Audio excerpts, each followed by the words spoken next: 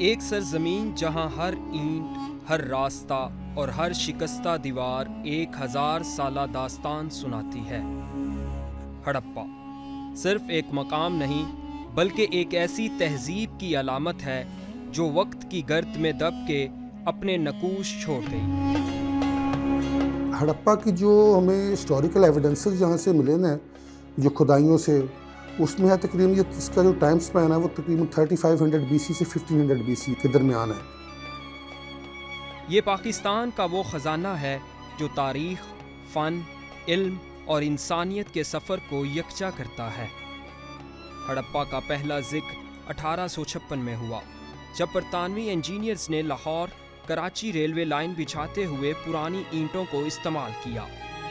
ان اینٹوں کی مضبوطی اور ساخت نے ماہرین کو چونکا دیا۔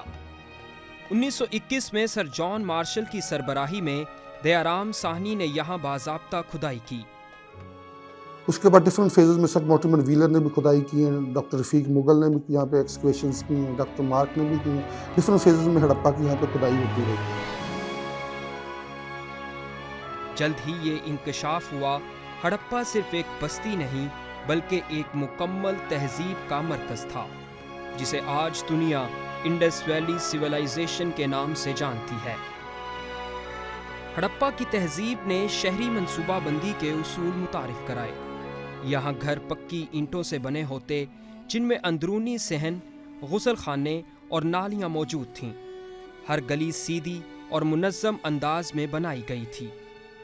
نکاسی آب کا منظم نظام تھا جو اس تہذیب کی سائنسی اور فکری ترقی کو ظاہر کرتا ہے۔ یہاں کی معیشت زراعت، مویشی پالنے، دستکاری اور تجارت پر مبنی تھی۔ کپاس، گندم، جو اور تل کی کاشت کی جاتی تھی۔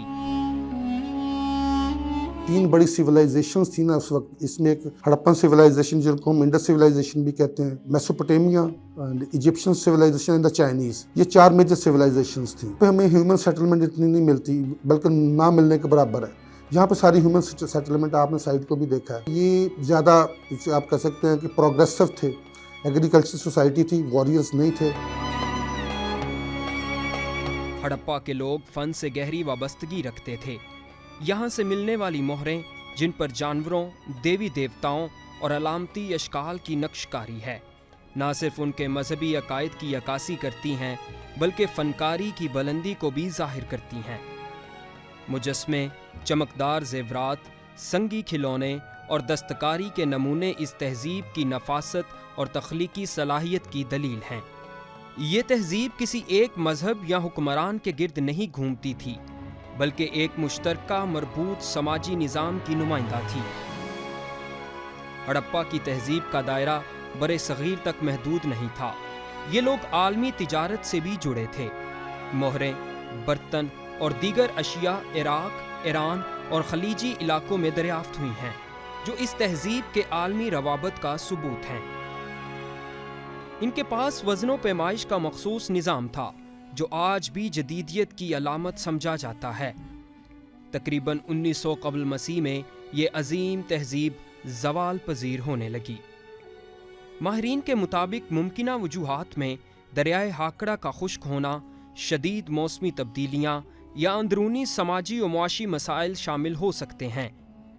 کوئی بڑا حملہ یا جنگی تباہی کے شواہد نہیں ملے جو اسے پرامن زوال کی ایک انوکھی مثال بناتے ہیں۔